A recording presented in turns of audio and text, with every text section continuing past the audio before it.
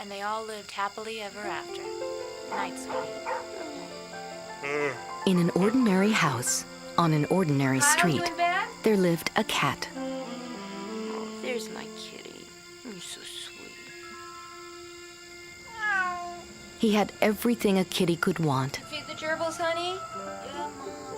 Affection, food, shelter, and a family who thought he was the sweetest kitty in the whole wide world. You're such a good kitty.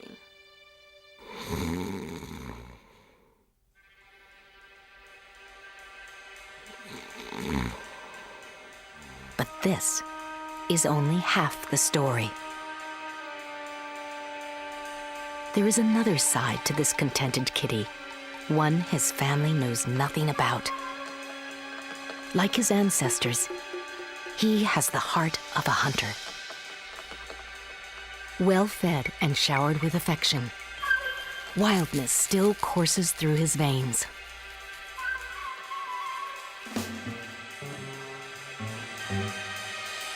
He may look domesticated, but look again.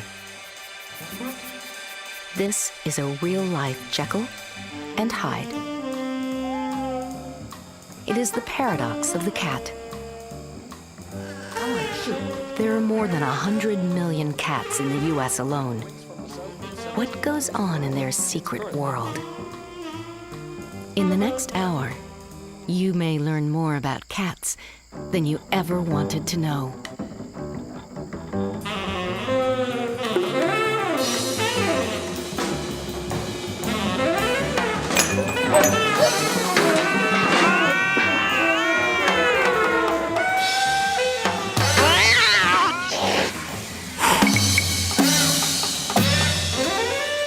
It's 8 p.m. Do you know where your kitty is?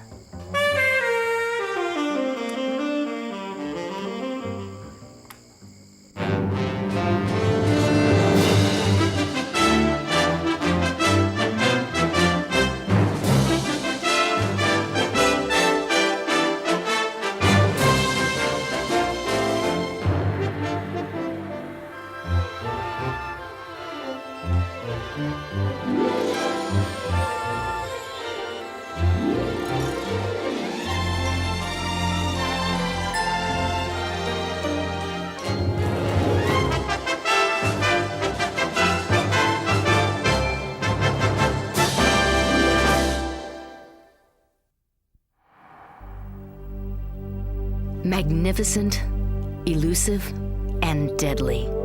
The cat family boasts 38 species of feline ferocity, including the diminutive wild cat.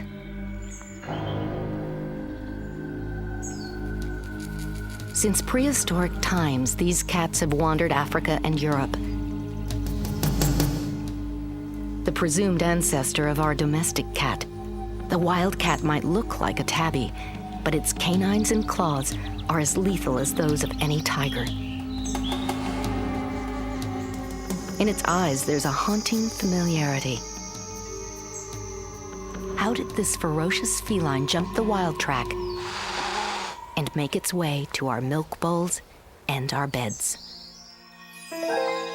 Felis catus set out on the rocky road to domestication more than 3,000 years ago. In ancient Egypt, this hunter extraordinaire kept rodents from the granaries. In return, he was worshipped as a symbol of life. But history would not always treat our feline friends so kindly. Believed to be the devil's companion, more than a few were burned at the stake for keeping the wrong company. Luckily, the cat would soon fall into grace once again, for his hunting skills proved invaluable on the open seas. Cats kept the rat in check.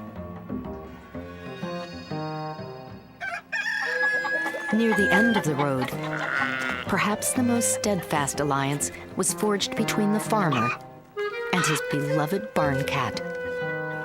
What you got there? You are a good cat.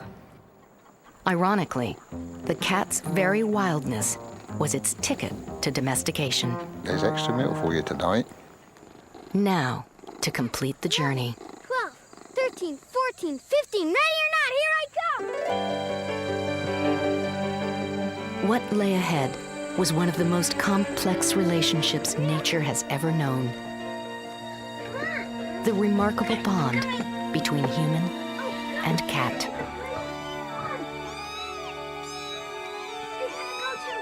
Hurry up!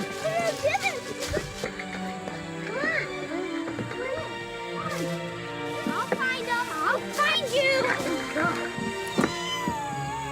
We were drawn to a creature we could never fully tame. Wow! Hey guys, look what I found!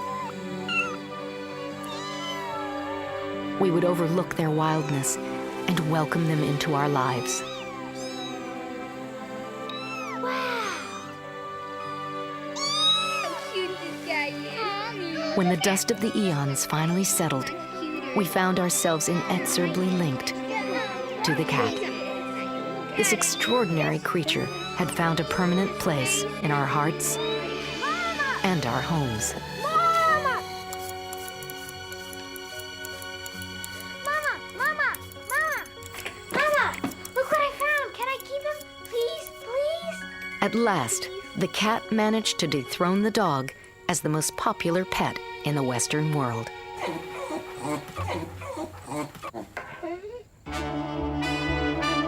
In the U.S. alone, house cats have doubled in number in just 20 years. Come on, chin up. That's a good boy. Cat mania is sweeping the country. These are piddle pans for cats. The Chase Lounges are a new add-on to our products that we're carrying. The Litter Maid electric self-cleaning litter box. We probably spend about $8,000 a year. $10,000, $20,000 or $30,000 a year to just on one cat, yeah. Throughout the world, cat shows pay homage to our feline companions in a fury of grooming, primping, and keen competition. Household pets bring one. Through the careful coupling of cats, humans have created nearly 50 breeds of domesticated felines. Though some might look to the untrained eye like mistakes of nature, each coupling is carefully planned to make a winner. But a cat needn't be a winner to be the object of affection. Well, it's Rush's 3rd birthday. We have birthday cakes for us, so why shouldn't we have a birthday cake for our 4-footed child? The Ross family has taken feline adoration to new heights. They're very much our family. I think food's coming. Well, hi, Newt. Dinner served. Hey, Rush, here's some food coming. Oh, boy, chicken. My husband spoils the cats. Of course, I don't. There's a little And so more he chicken. always Tell you what, Russ, has the you cats get eating cat, with us at the other table. bins are here. One more bite, but don't let it spoil you. It won't get the same thing tomorrow night. They like to have the food that we're eating. And they oftentimes will eat very peculiar things. Things that they would never eat if you would put it in their bowl. Dallas Cowboys posters, and so I said, As you can see, our cats are very well fed. But well-fed cats still do hunt. So we keep them inside, and our cats are never bored. Shirley Ross clearly loves her cats, but even she knows there can be too much of a good thing. When I was a child, there was a family down the street who had some cats, and they didn't have them altered, and there were kittens born all the time. Well, of course, I thought that was great because I love kittens. Super kitty! Mine! There are more than 10,000 human babies born in this country each day, and more than twice that many kittens.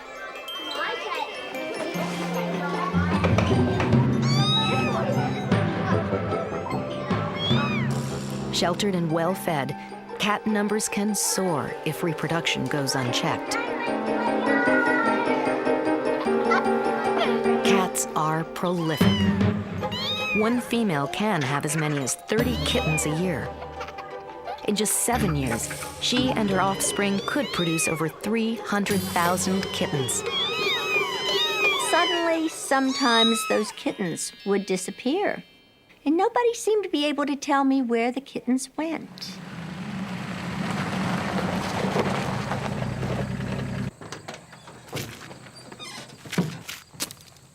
With such feline fertility, unwanted cats are a sad byproduct of our domestic bond.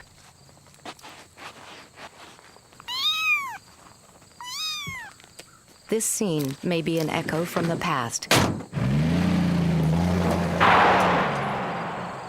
but the tragedy is still being played out today.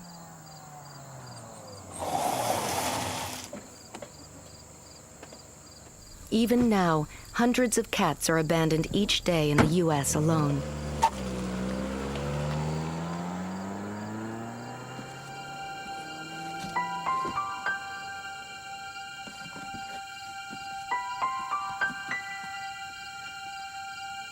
What's to become of a castaway?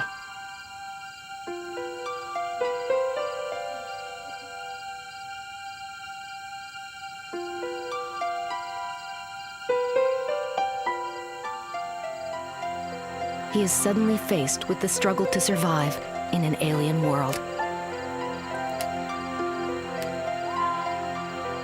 But the cat holds a wild card, a gift from his ancestors.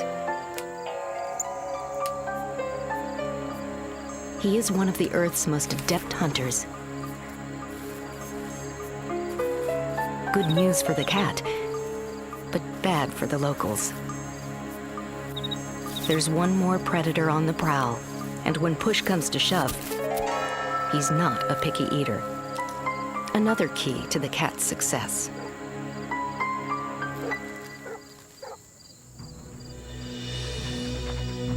In the face of adversity, the cat often has the advantage. Armed with sharp claws, he's not restricted to terra firma.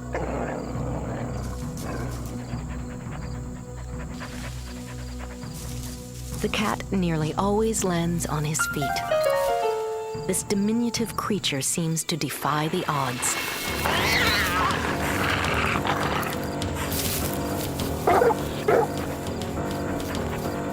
With a flexible backbone like a cheetah, the cat can run up to 30 miles per hour.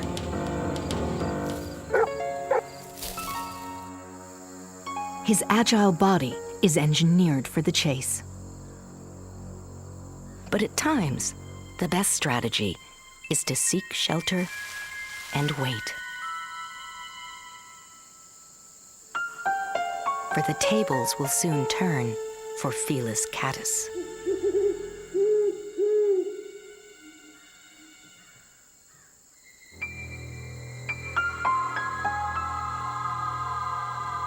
Night belongs to the cat. He is a creature designed for the nocturnal hunt. With night vision, whiskers to help navigate, a keen sense of smell,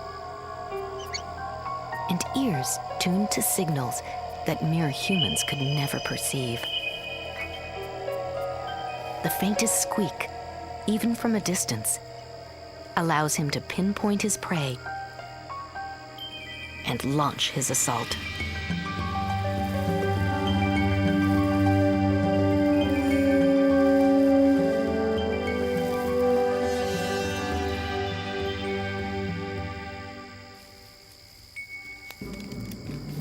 Only the fortunate manage to escape this master predator.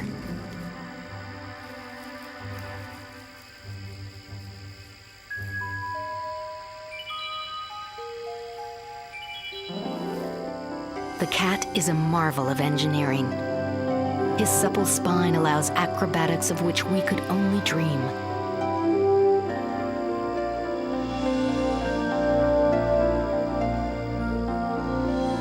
His uncanny sense of balance almost always ensures a safe landing.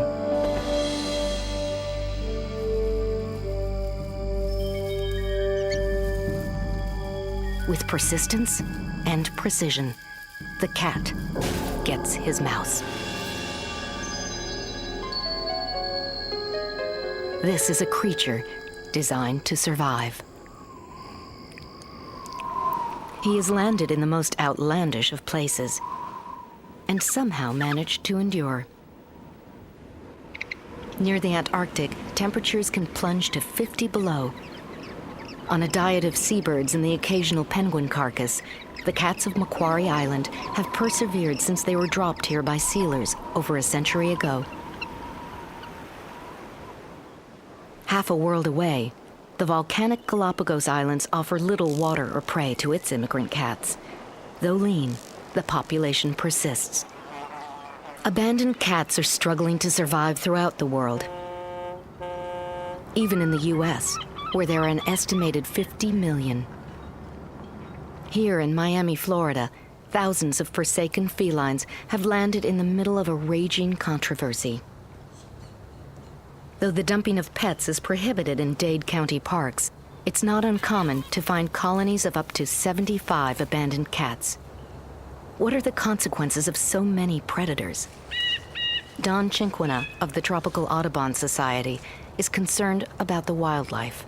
You know, parks like these are so important to migrating birds because when you think about it, these birds fly as far away as the Yucatan. They come across the Gulf of Mexico and they're tired, they're hungry. They land in a small confined place like this to replenish, and they're greeted by 50 to 100 cats. It's a recipe for disaster. Through no fault of their own, these felines have stirred a fiery debate. Kate Ruby is one of many volunteer feeders who have taken pity on these outcasts. She, too, knows there's no easy solution. A lot of people are really concerned about the impact that the homeless cats have on the small birds in the area. In an ideal world, we wouldn't have people dumping their pets, and the cats wouldn't be outside, and they wouldn't be impacting the wildlife. But in this cycle of human neglect, it's not just the wildlife that's in jeopardy. These cats are at the mercy of world-class hurricanes, aggression within the colony, and disease. It's really upsetting to me when someone dumps their pets here because this is absolutely no life for a cat. In the last 3.5 months, we've had 39 new cats dumped here. With so many new arrivals, the population is exploding. Spaying and neutering is critical, but most of the strays have become so wild, it's impossible to even approach them. Catching them is always a challenge. I would say close to the building, wouldn't you? Members of the cat network provide the traps, the ingenuity, and the sardines. I really hope you catch that calico. Still, there's no guarantee which cats will venture into the traps, if any at all. Only tomorrow will tell.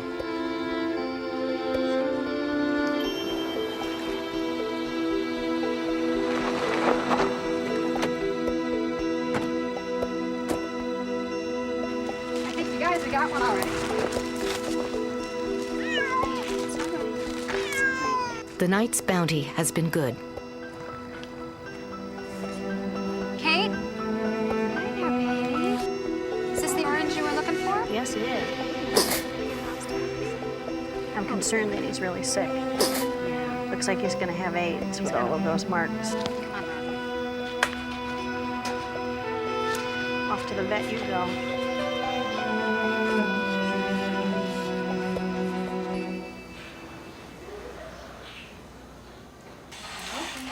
Dr. Ted Sanchez works with the Cat Network at a reduced rate caring for homeless cats. The rest of the funds come from volunteers like Cindy Hewitt, who contribute thousands of dollars each year. Okay. We're going to be taking a little blood test, and we're just going to try to rule out a couple of viral diseases that they commonly get. It's a male, and these guys tend to be a little bit more prevalent in the males than in the females because they tend to have more sexual contact. We're just going to take a little blood. Cats are vulnerable to 2 lethal viruses. Feline leukemia and feline AIDS are both highly contagious and deadly. It's not a pretty death. Cindy, I think we may have a positive here. You can tell here. We'll see what the test comes out, but you see the gums, they're real red. He's got a pretty good gingivitis here, which is one of the common things we see with feline leukemia or FIV, plus the fact that he's a male. So we'll wait. He's got a couple of variety of skin lesions as well, so he's not in the greatest shape. He's been eating well. He's not too thin, but this is a bad sign. It really makes me sad that the animals suffer. And anytime I have to put a cat down, it really bothers me. Sure. But if you leave him, then he's going to infect the others, Sure, it's the right thing to do, unfortunately. And he'll also have a really miserable death. If they go through the course of this illness, it's not fair to them. They suffer too much.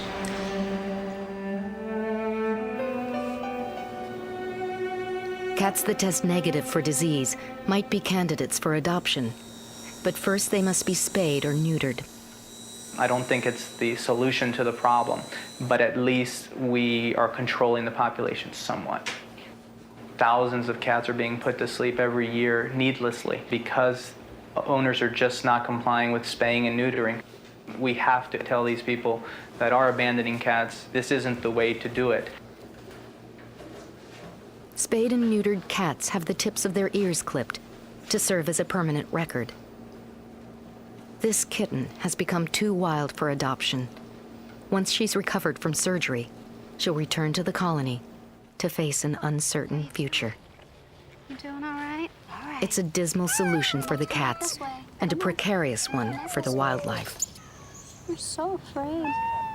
Well fed and spayed, a cat can still hunt. But where are the thousands of homeless felines to go? Until an answer can be found, migrating birds may come face to face with yet another predator. But it's not just the homeless that hunt. There are more than 60 million house cats in the US, and many are on the prowl night and day. What is the impact of these unleashed predators? This couple, please.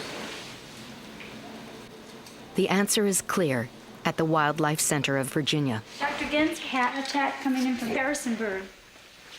Many of the patients are casualties of ordinary house cats.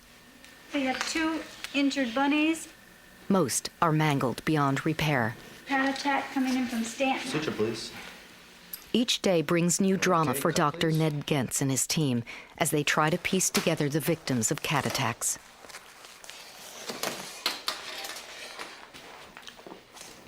Well, I think this one's gonna make it. Although probably half don't. Casualties pour into the Wildlife Center night and day. Pet owners are often shocked to find that their well-fed cats are killers. Though some have been declawed, the attack is often just as gruesome. This one was injured on its eye right here. And it was bleeding this morning really bad. And this one was injured on its leg there. Oh, you better put it back in. The hospital recovery room is filled with creatures that fell prey to the claw. Most require intensive care. But for every recovering patient, there are 4 others that didn't make it. This represents 2 weeks of cat attack victims brought here to the Wildlife Center of Virginia, the non-survivors. We probably have an equal number of animals in the intensive care unit still being treated now that we hope will do better than these, but statistically about 80% of the cat attack victims that we see here don't survive. Cats are incredibly efficient hunters and predators. This poor bunny was effectively disemboweled by the cat that caught it. Creatures lucky enough to survive an attack face yet another peril. Cat saliva is almost toxic by itself. Getting bit by a cat is like injecting poison into a wild animal. A wild animal, if a cat bite that doesn't die from the trauma, will die of an infection within 24 to 48 hours. As a wildlife veterinarian, it's my job to take care of sick and injured wildlife, and I like to do that. But this is a waste. These animals didn't have to die.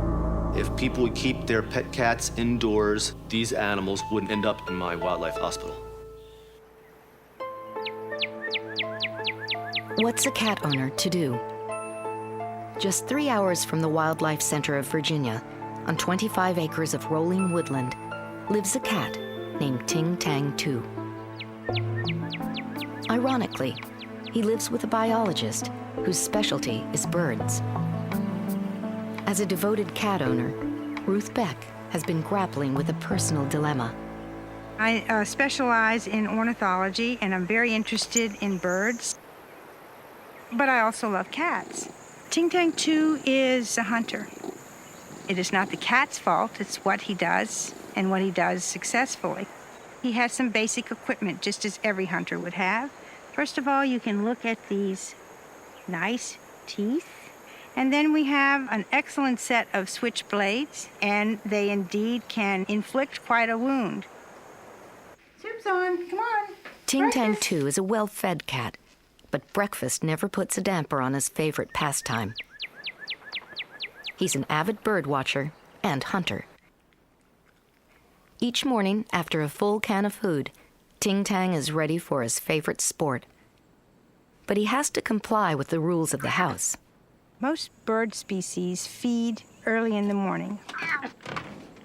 So just by not letting him out until 10 or 11 o'clock and for just a few hours mid-afternoon when the birds are less active will certainly help to prevent the cat from capturing the birds. Ruth has found a compromise that gives the cat some freedom, but gives the birds some protection as well.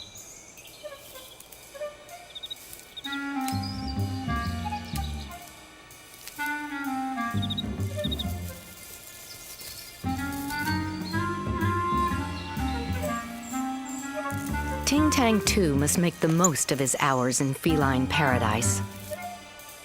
He is a cat with a curfew. When day is done, he'll be called indoors. I think that true cat lovers don't see their pets as killers. I'd like to see us make everyone aware of the fact that our pets are also predators.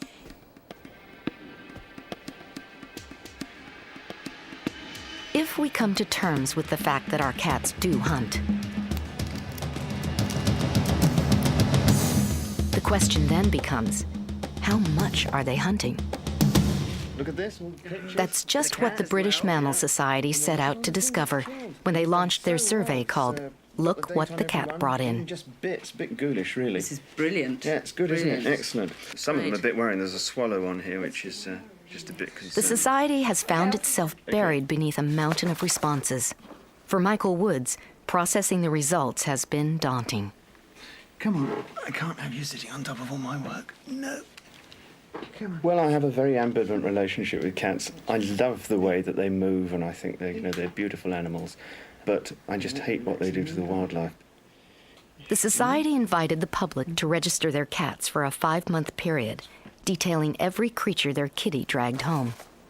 The amazing thing is that we've had results from 750 cats, which is a huge amount, and much better than we'd expected.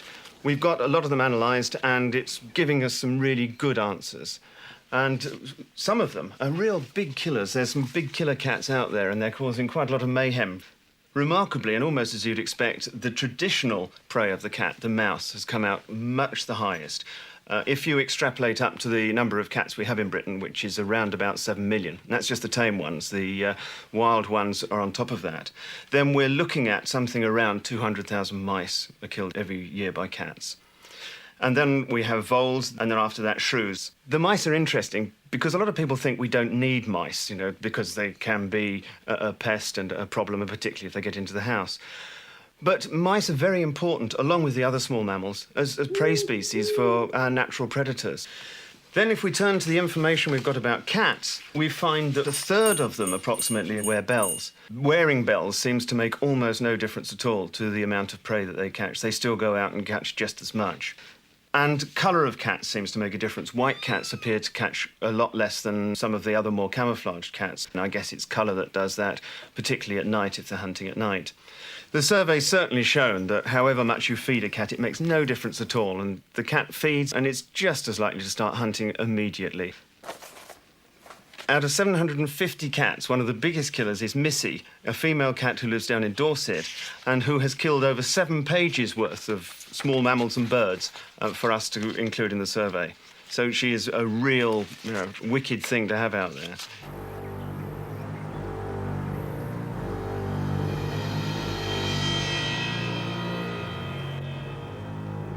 Knowing her record, I thought it would be interesting to enter her. And I was really surprised myself when I started to fill in the form and found out how many things she did bring in. Hillary and Jim Pike have become accustomed to Missy's daily offerings. For Jim, the rabbits are the worst. They all start from the skull and eat the head first. And all we get left are 2 ears and 4 little paws, which is not a very nice thing when you come home and it's on the middle of the mat or stuck on the tiles. There must be some sort of driving force that makes her do it all the time. Nothing to do with hunger. They obviously just do it because they love it.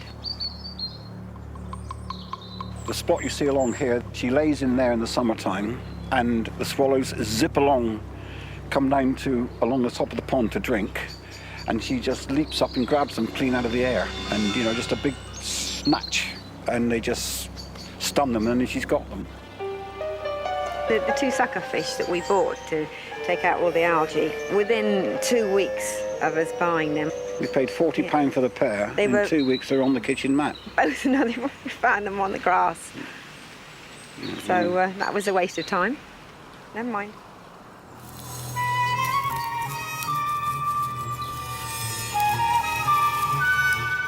Well, I've been collecting what Missy's brought in for the last 2 weeks, approximately. So, would you like me to show you just a few of the items? Or bodies, I should say. There's a little bird, I'm afraid.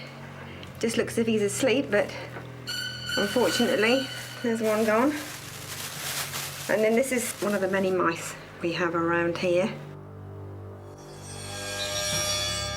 This is what Missy's brought in less than 2 weeks. So she's quite a hunter. She's really surprised us on the amount of carnage. It's really shocked me when we started counting them up. In the last 2 weeks, she's brought in maybe 30, 36 items, plus maybe another dozen or so that we've let go. And I think that's a little bit too much, really.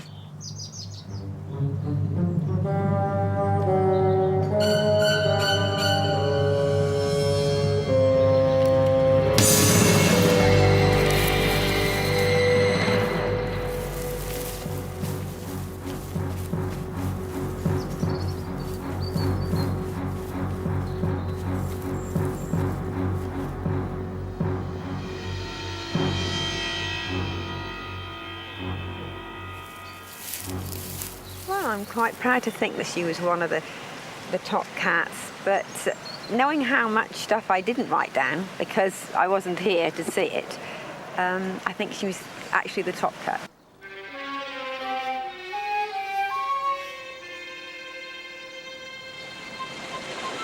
For many a cat, such extraordinary hunting prowess at one time translated into a ticket to travel the world.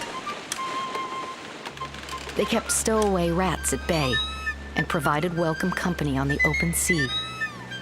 But not all the cats that left port made the long journey home. Some jumped ship and soon had a foothold in a new frontier. New Zealand is a unique place. Like many islands, its wildlife evolved with few natural predators.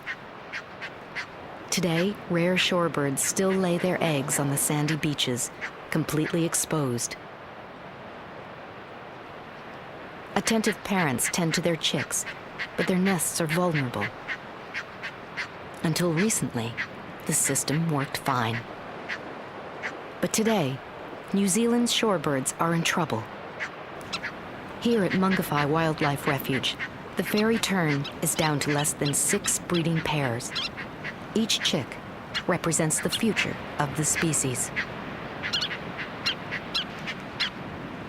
With the Department of Conservation, Richard Parrish and Lee Honor are part of a team trying to save the last of the fairy terns and Mungawhai's other threatened species. 5 years ago, they found themselves confronted with a mystery. Something was killing the chicks, and no one knew what. The team had to do a little undercover work. One year we lost a lot of nests of the fairy terns and we didn't know who was doing it, so we decided to set up an infrared camera 24 hours a day on the nest and try and work out who was taking the eggs and the chicks. The new lens is good, isn't it? The wide-angle lens seems to be taking in a much bigger field of view. Well, those chicks will probably stay there another day. Do you think so? Initially we set it up on a Caspian tern colony just to get used to the equipment and iron out the problems. What they discovered was both alarming and macabre. We ended up catching a cat on film, and over 4 nights that cat took out 40 chicks. The interesting thing for me was that the cat only ate the heads. They left the bodies behind. Over the next 4 years, they trained the camera on various nests and found more gruesome evidence against the alien predator. As a result, feral cats are now being eradicated in Mangawhai Park. New Zealand is just one example of what can happen when a cat comes to stay. Here, in a land where temperatures can soar to 120 and there's often no water in sight, it's hard to imagine any creature surviving for long. But the cat has adapted once again. In the middle of Australia's outback, it must eat whatever it can find, be it roadkill or Australia's endangered wildlife. Bilbies, bandicoots, and other rare marsupials have been pushed to the edge of extinction by a barrage of pressures, including introduced species. One of the culprits is the cat. For at least a century, feral cats have roamed this harsh expanse, and yet they remain elusive, even to those whose ancestors were here long before them. In an effort to unlock their secrets, Parks and Wildlife biologist Rachel Paltridge has enlisted the help of experts.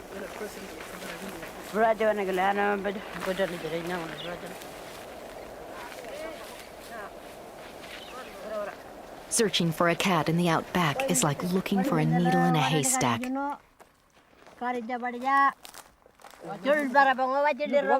Yet these Aboriginal trackers are able to read even the most elusive signs in the shadows of the sand. So the pussycat, him sitting down there? Yeah. Him jumping here, jump there, and over there, he's got him that mouse. With the tracker's extraordinary expertise, Rachel has begun to unravel the mysteries of the cat. His 2 forearms there. Where that pussycat now might be a long way, or? Must be a long way, right? Yes.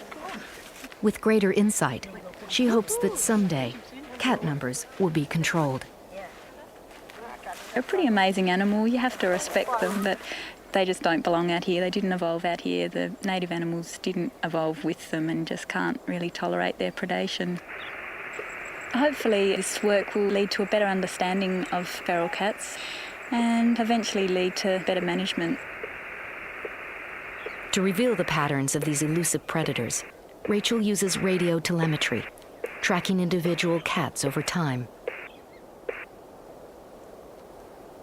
Finding them is only half the challenge.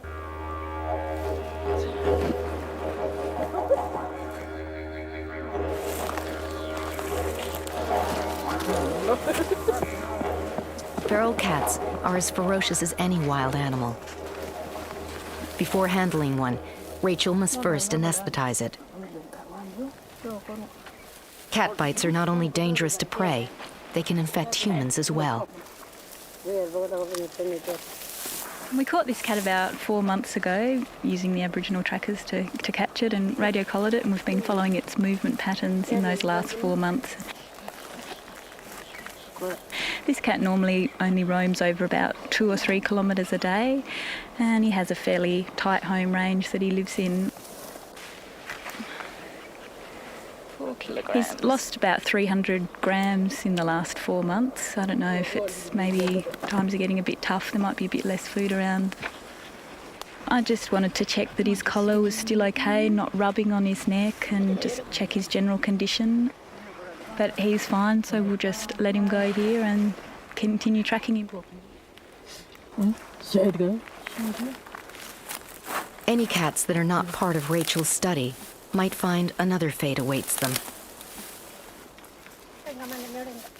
It is a twist of irony. The cat has helped push much of the Aborigines' traditional prey to near extinction. In doing so, it now fills an important niche itself.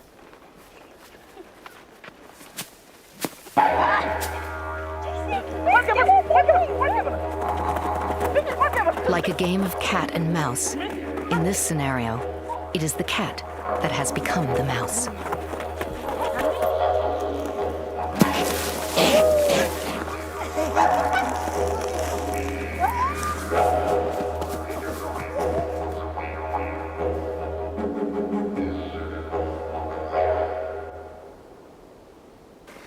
Gonna cook this one up for supper tonight? Wow, we gotta cook meat. Yeah, good meat. These people have been eating cats all their lives, and it's quite an important part of their diet. So they'll probably cook it up on the fire tonight. Good bush meat. Yeah.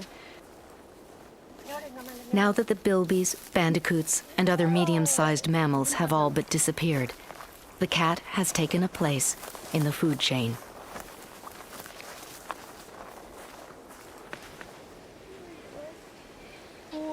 Back at camp, Rachel collects as much information as possible before the cat becomes dinner for the trackers.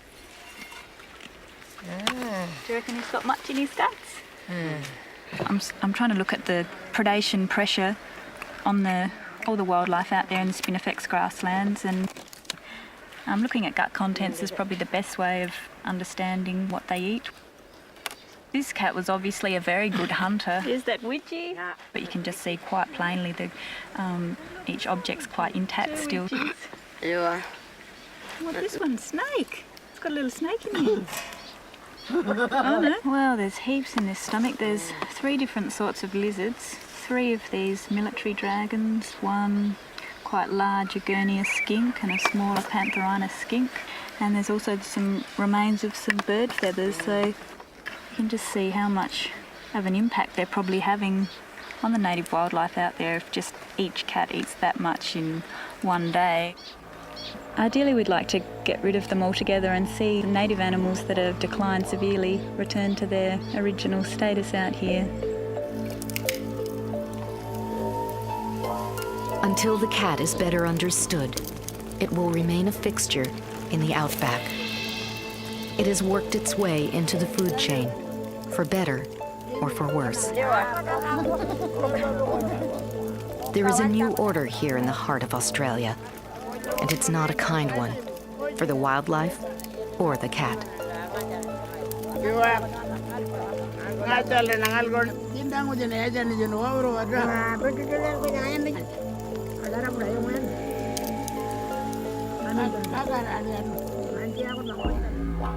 The cat wars are raging throughout Australia.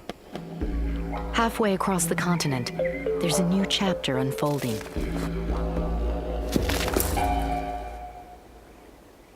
On 160,000 acres of land, a wire fence stretches as far as the eye can see. Why would anyone put up a 150-mile fence in the middle of the Australian outback? The world has lost 40 species of mammal over the last 200 years. 23 of those were Australian. At present, about 1 a year we're losing, and that's just not acceptable. John Walmsley is a self-made millionaire and rabid conservationist. Considered controversial by many, his passion for native wildlife has fueled his ire against the cat. Well, let's talk about cats. This is a feral cat, and they came to Australia about 500 years ago, probably with the early shipwrecks off the Western Australian coast, but they couldn't cross Australia until the rabbit came. The rabbit came late 1800s, and that allowed the cat to cross Australia, and that's when the devastation started. I love Australia, and I love the Australian wildlife. I've taken on the job of saving them, and I am going to save them. It's as simple as that. For over a decade, Walmsley has bred endangered species in captivity to ensure that Australia's unique creatures don't slip away. We're an island, we had no serious predators, and all these incredible creatures evolved like our marsupials, most of them, and they evolved to do wonderful things. We've got banded anteaters with fluffy tails. We've got kangaroos that burrow in the ground like rabbits, and we're losing them. We've got the bilby that looks just like a cartoon character. The world would love to see our animals, but they can't because they're all going. Walmsley's dream to create a safe haven for native creatures is getting closer all the time. But fencing in habitat is only half the battle. Before endangered wildlife can be released, the enclosure will have to be free of introduced species. This fence is all about cats and rabbits. It puts a pretty big boot in it. It's a massive charge, and it's like getting hit in the middle of the back with a sledgehammer. When a cat touches that fence once, it doesn't come back. On the other hand, we don't want to stop the big kangaroos, the wildlife that already live here. We don't want to stop them with this fence. So this fence is designed to let them through. The kangaroos and emus just hop through. What we're going to do here is we're now watering the cats. The cats now have plenty of water here. And on the hottest day in summer, when we get there in February, when all the rabbits are gone, we're going to cut off their water. There'll be water outside the fence. They'll come over the fence to get the water. They won't be able to get back in again.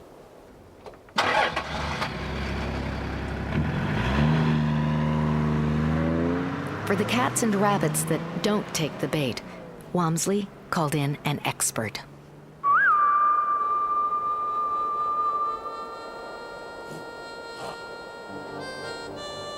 Well, I guess Adam O'Neill is the real-life Crocodile Dundee. He understands animals and the bush better than anybody else I've ever met. He's probably the best shot that I've ever seen. He can knock over a rabbit at 500 metres without any trouble. Yeah, he's got the job of getting rid of the cats and the rabbits.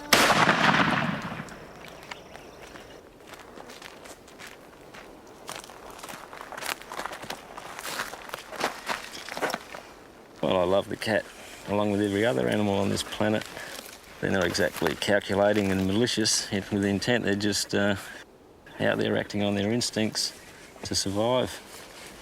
It's just unfortunate the way things have panned out, I suppose. But they've obviously got to go from this environment. Once again, the cat has been caught in the crossfire. If you walk down the street with this cat hat on, then you are noticed, I can guarantee you that. Some people might try and ignore you, and they'll have different things to say to you, but you'll be noticed by everyone. Here at Cats Incorporated, we say no dead cats for hats. Right, Nippy? Not everyone approves of Walmsley's approach. Mum, tea time. Kitty, kitty, kitty, kitties. At the other end of the spectrum is Christine Pearson, the president of Cats Incorporated. She is dedicated to the care of strays and the control of cat numbers through sterilization. Killing cats or trying to get rid of the cats is achieving nothing. Come on, kitty, kitty, kitty, kitty, kitties. Christine Pearson has her own theories about the cat crisis. If you leave the birds and the animals alone, they have a natural balance between them. But the trouble is that people come along and they upset the natural balance and they stuff everything up.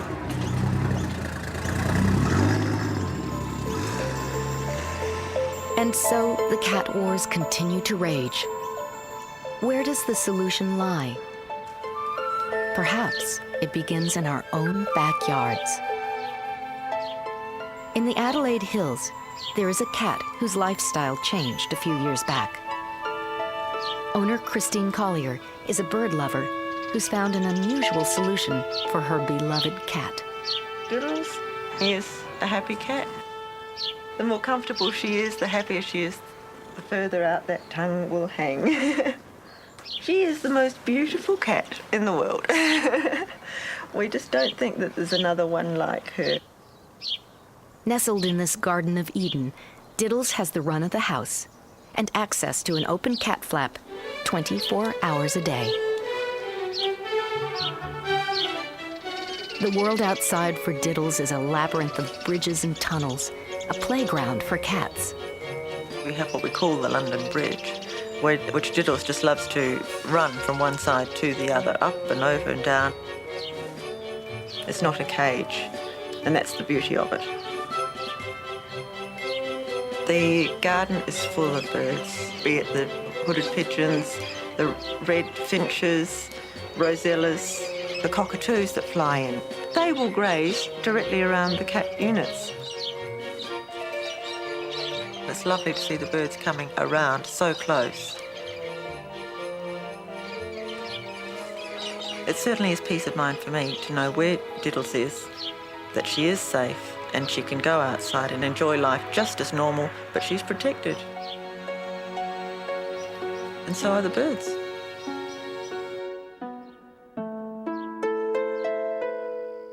Back in Virginia, another cat is yielding to domestication.